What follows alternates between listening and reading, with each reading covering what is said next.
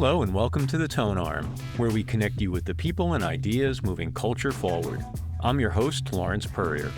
This week, we're putting the Tonearm's needle on five-time Grammy-nominated composer Suzanne Ciani.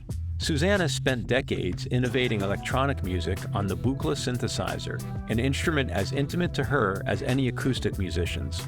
Suzanne has multiple projects out this year: Ciani Orkest, a live album with the 50-piece Metropole Orkestra, conducted by Simon Dobson, a collaborative live album with British electronic producer-actress, and the score for John Wilson's idiosyncratic new documentary, The History of Concrete. We talk about why an artist who's needed total control throughout her career says yes to an orchestra, a producer, and a filmmaker all in 1 year, what it's like hearing an instrument built for one pair of hands answered by 50 more, and her pet peeve about volume at live shows.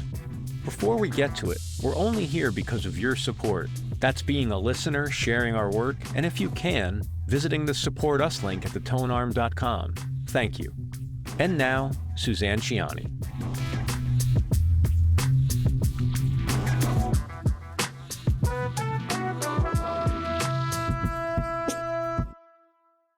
I saw you perform a few years ago here in Seattle. It was part of one of those series you do where you perform in churches. Oh, yeah. Reflections.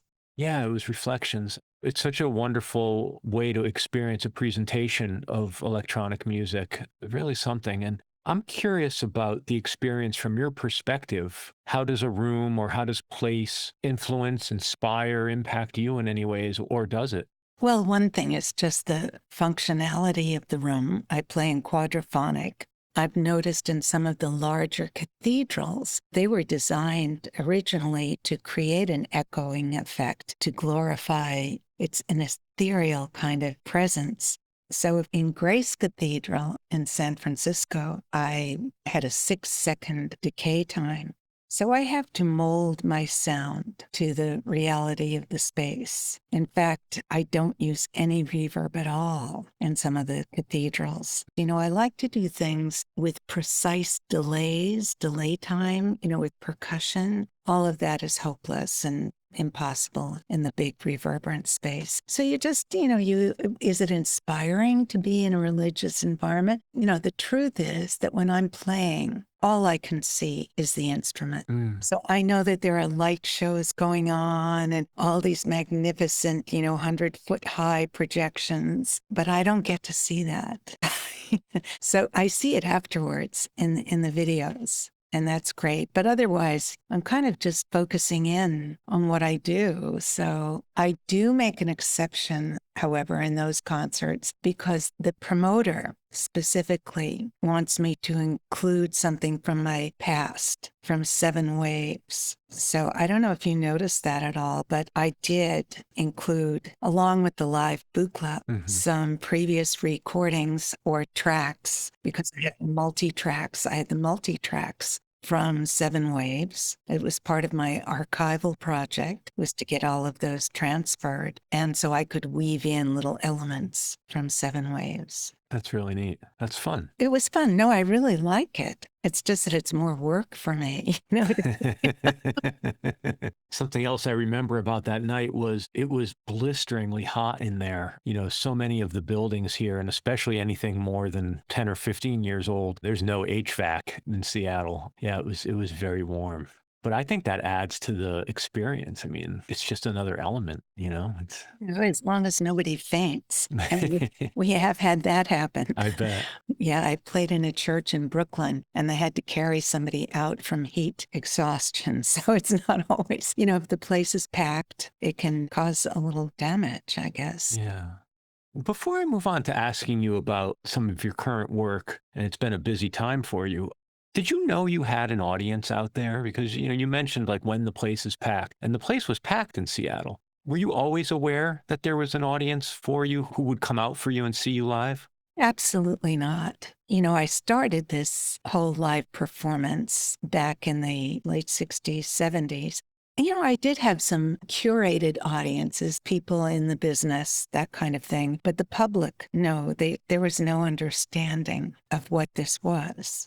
I grew accustomed, actually, to not having an audience because they didn't have a listening for it. So for me now, I'm aware that there is an audience because the kids are interested in performing and playing on live analog modular. Nothing could make me happier to have, a listening that I can play into, that they know what I'm doing. I think I'm always surprised. Some of the audiences are getting very big. And in fact, one of them is so big coming up that it's really impossible to set up the quadraphonic in an appropriate way. I mean, if I were playing at the Sphere in Las Vegas, it would work because that's a really customized audio spatial environment. But the way we set up venues nowadays is just to bring a bunch of stuff in and set it up. And especially if it's outdoors and there's no reflection of the sound, I don't really want to play in those big spaces because I don't think it's appropriate. I think we need better infrastructure to accommodate this type of performance. So I'm going to give it a try next. They talked me into it,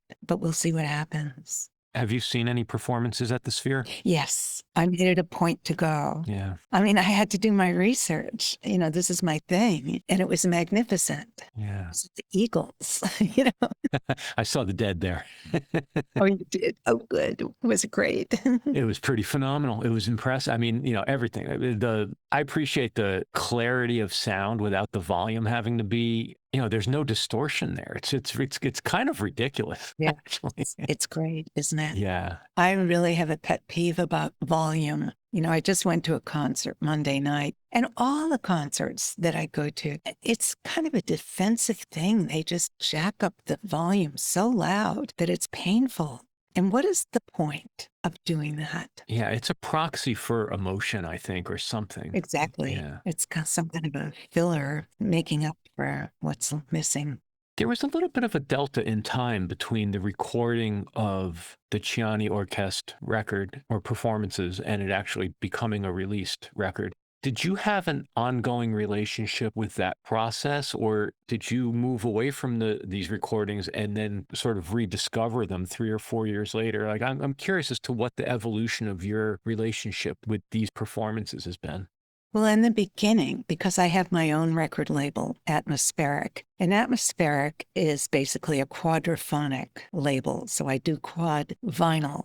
My first release was my comeback Buchla concert in 2016.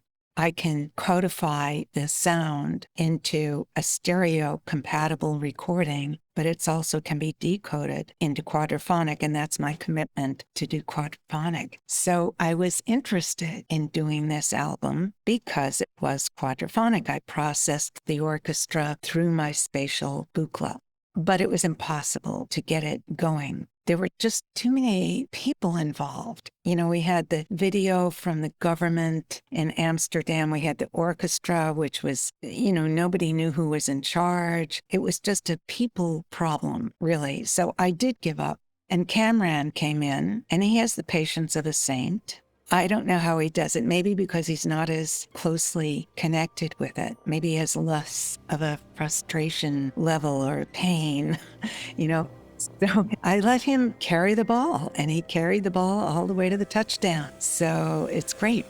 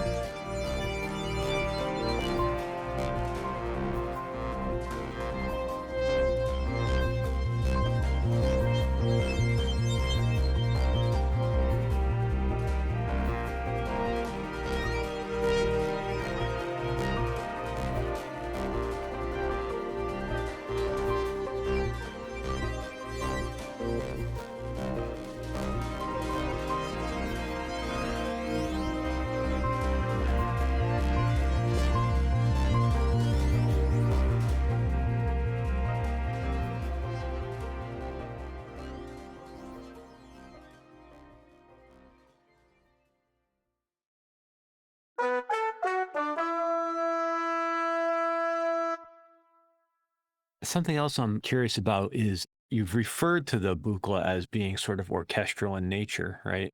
Now you're hearing an orchestra perform your work, which is often a very solitary thing for you. Like I saw you do it. I watched you do it in real time. And there's such different modalities, right? Whatever the interface whether it's the touch interface or dials and knobs, and yeah, and an orchestra is working from, scores and rehearsals and different modalities. And curious about the blending of those worlds, what it was like to hear your music. You're in dialogue with it in what I would think is a different way. And I would love to hear you sort of talk about that experience.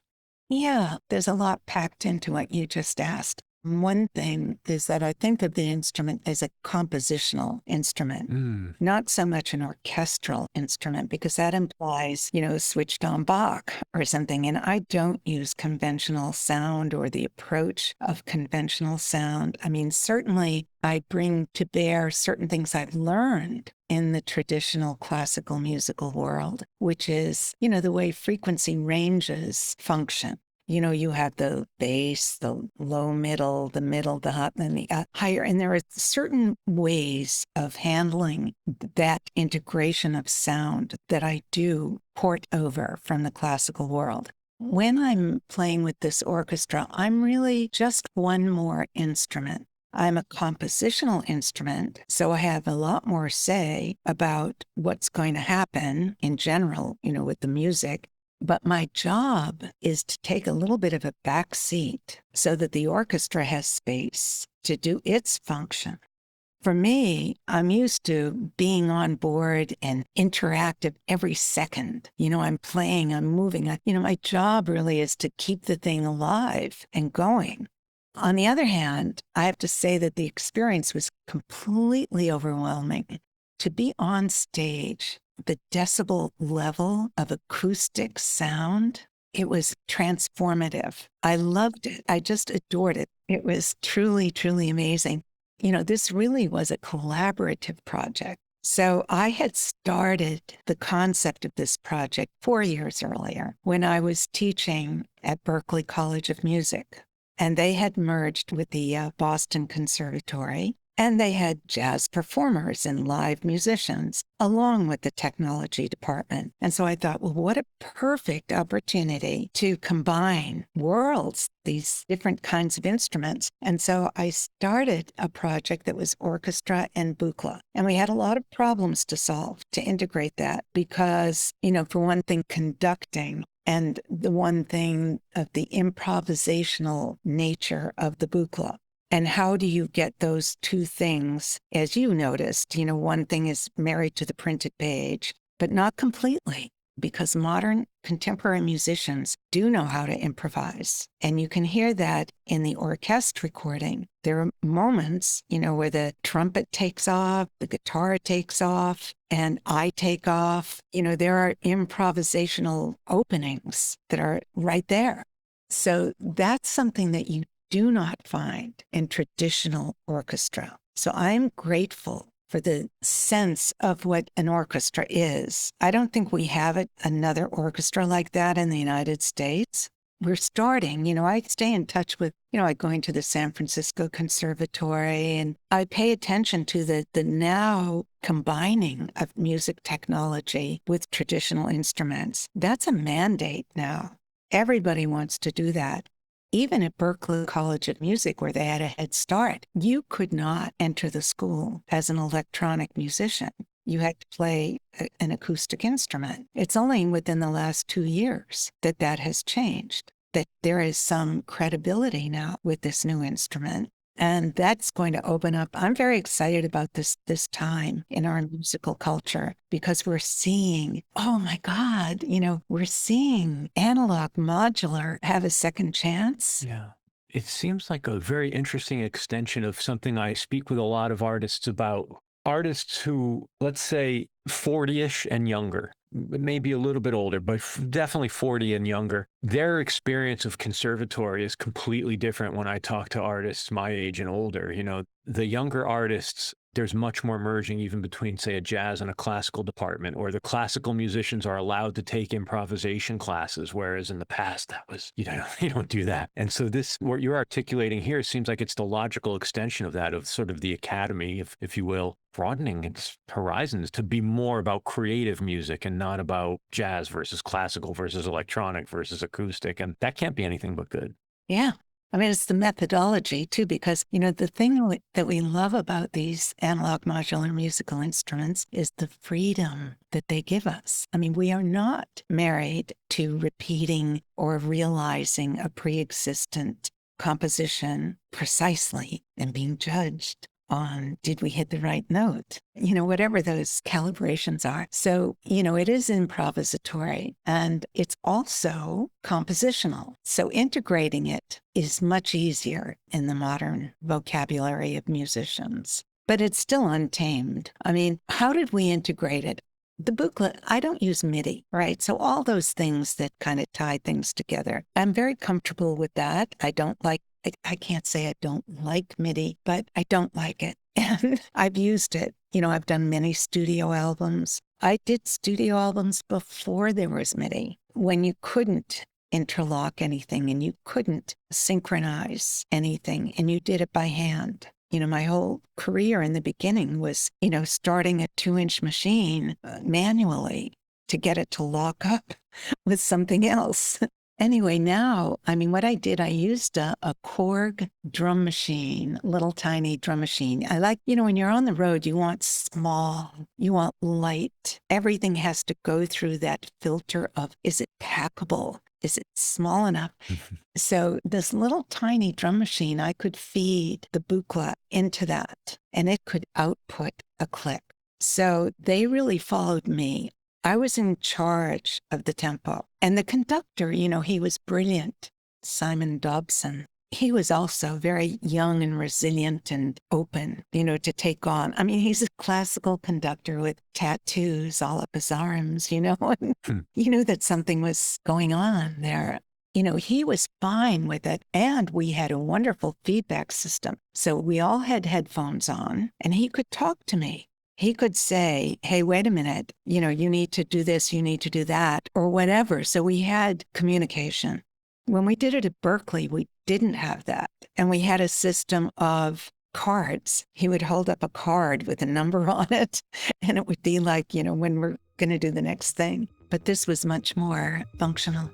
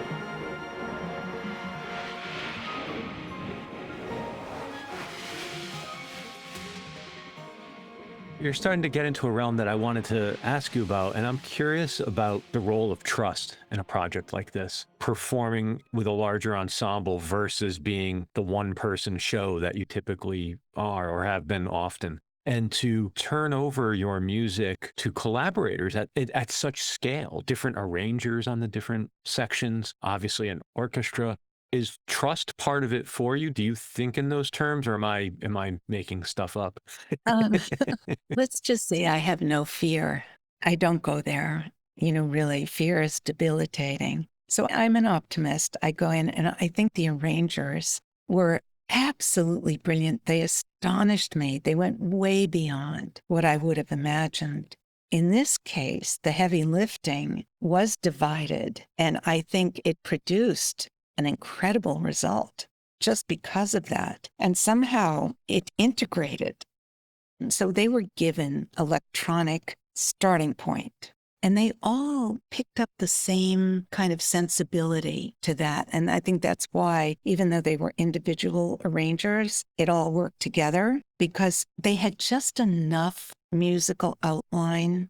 I work with 4 16-stage sequences. So those are notes on paper. That's a definite starting point for notes.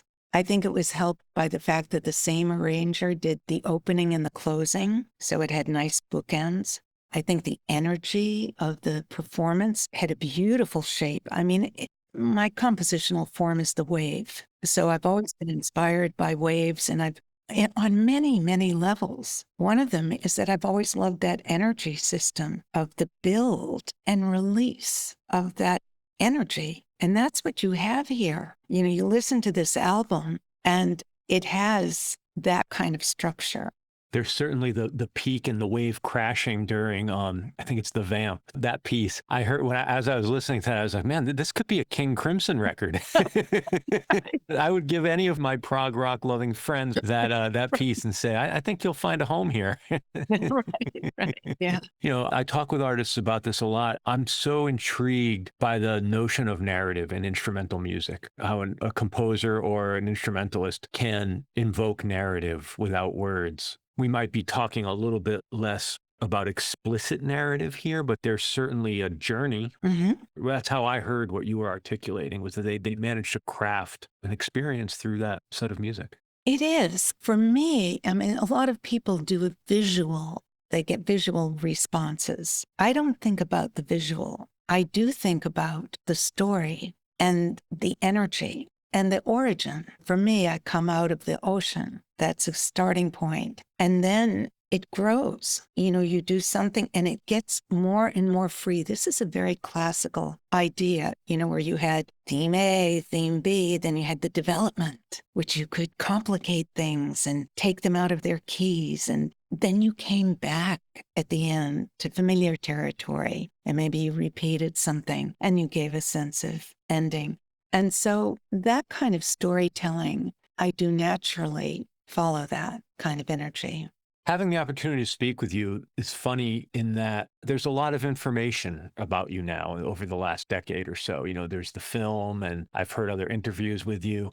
I feel, a sense of familiarity a bit with your story or parts of your narrative that you've put out there. This idea of the water and the waves and nature as sort of fundamental to your work, as does your embrace of quad. And I'm curious, do those two things relate to each other? Well, nature is pretty spatial. We don't compress nature into 2 pinpoints in front of us. It is immersive. Yeah. At the risk of prying open your head and peering inside, what is the work you're doing? Are you channeling nature? Are you in dialogue with it? Are you attempting to recreate it? What is that? Nature is just my starting point. That's my starting point. After that, I'm about freedom. And the Buchla gives me that. The Buchla is an improvisatory instrument. It's just such a joy to interact with it, and it gives back. And it's not, people say, oh, well, do you know what's going to happen? Is it all a surprise? Yes, you know what's going to happen. But still, it's like you can take the same ingredients for your salad dressing, and it's different every time. and sometimes it's great. That's what it is. I think of it as cooking. I wrote a paper in 1967 about how to play the Buchla because I got a National Endowment Composer Grant, and I call it the Buchla Cookbook. So for me, maybe because I am coming from a different direction, I see things from that direction. I am a woman. I don't know if that means anything at all, but I'm comfortable in a lot of things that I didn't find outside of that comfort zone. For instance, I've always been comfortable with very slow sound. The machine loves to repeat, loves to make a beat, loves to do dance music, loves to pulse, but it also can go very slowly, slower than a human can go, and keep a dependable rhythm, something that gives you kind of confidence, that things can go on. And, my first album, Seven Waves, was all about making a safe space. It was immersive in the sense that I wanted you to be in it and experience the safety zone. Why was it safe? It was safe because it was slow, and the slow was dependable. The rhythm was dependable. You didn't have to, try to get humans to play a slow, dependable rhythm. Very hard. If they want to be dependable, they've got to pump that drum, And so this was a different metaphor, to do it slow.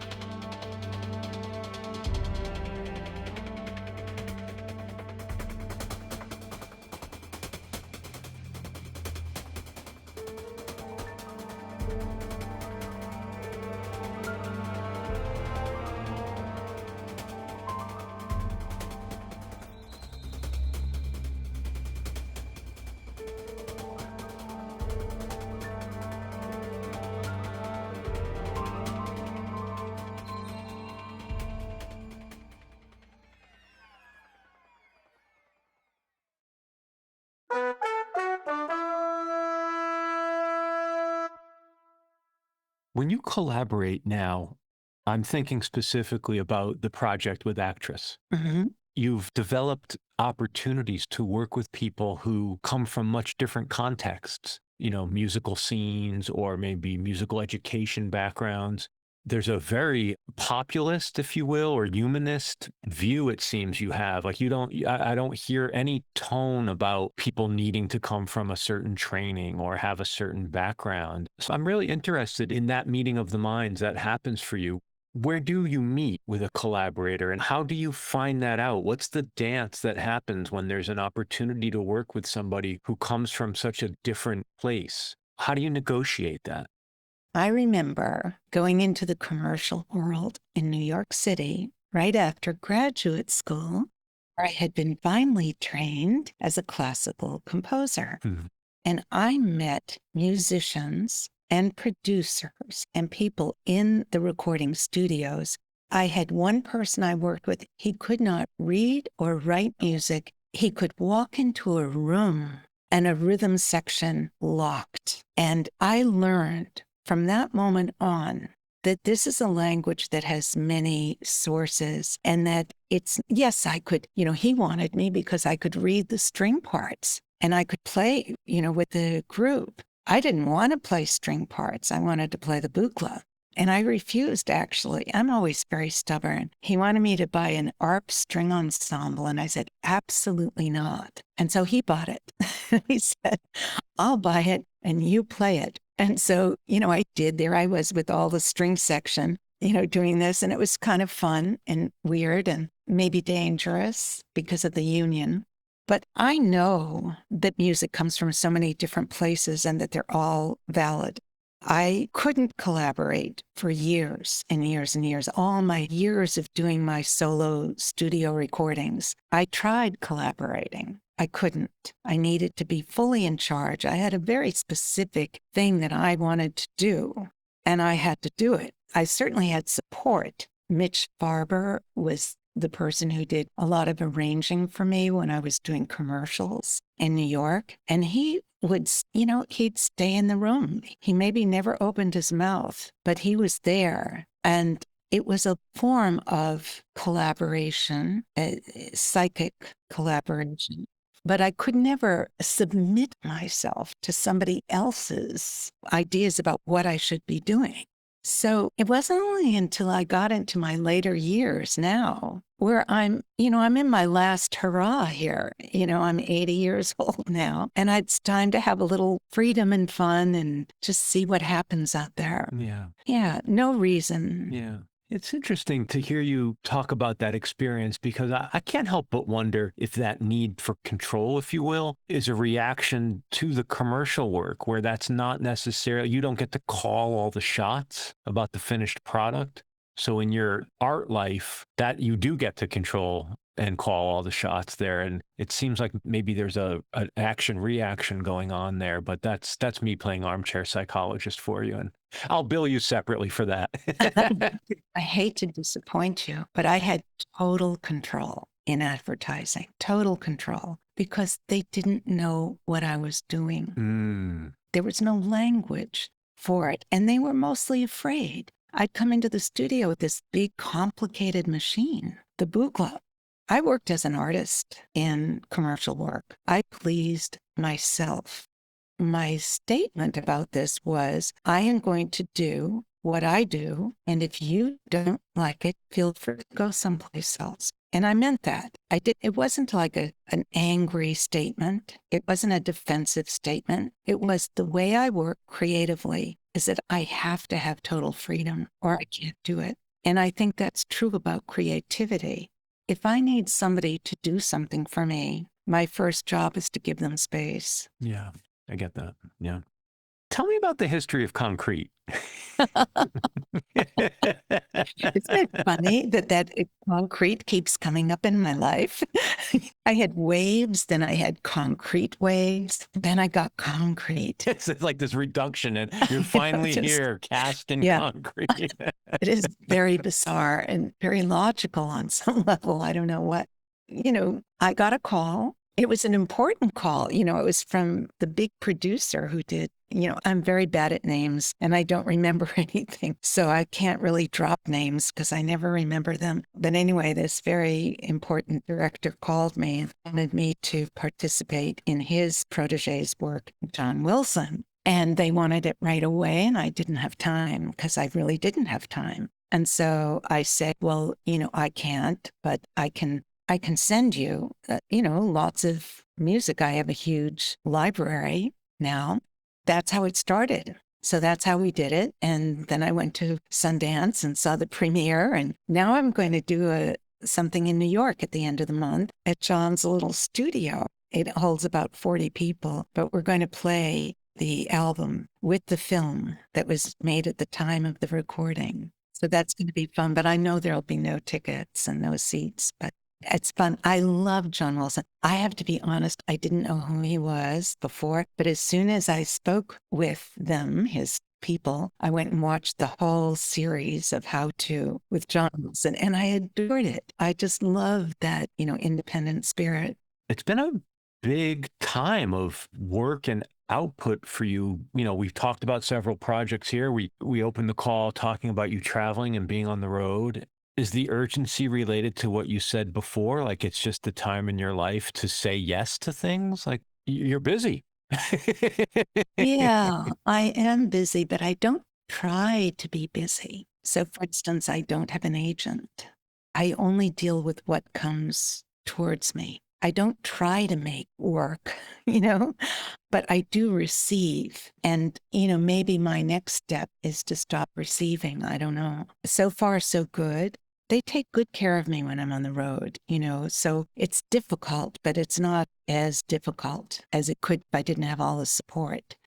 For me, packing up the Buchla at the end of the night is, 100 cables and takes a little time, but I usually get somebody to help me, some young, aspiring analog musician, and they do a great job. So my fans are very supportive. Yeah, I would have to think it's very exciting for someone to not only have the opportunity to play that role for you, but to be around the instrument.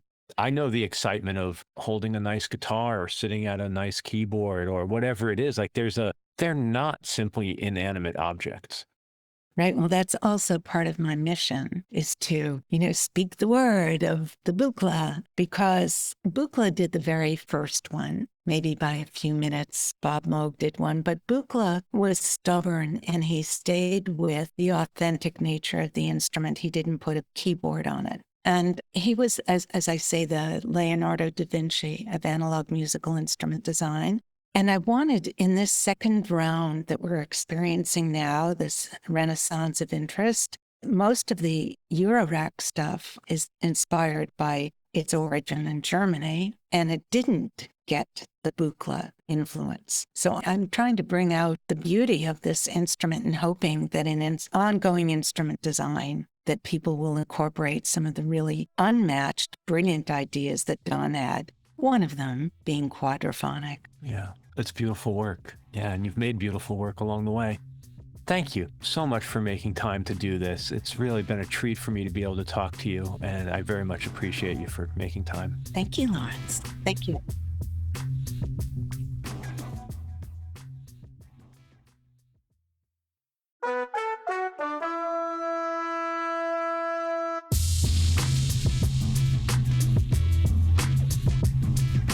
Thank you, Suzanne Ciani, and thank you for tuning into the Tonearm. If you enjoyed this conversation, I know you will like at least one of the more than over 300 episodes available in our free archive at thetonearm.com.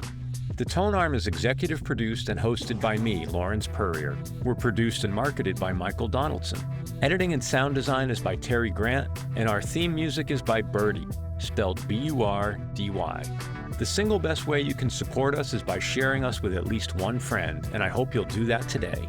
Thanks for listening, be safe, and stay in touch.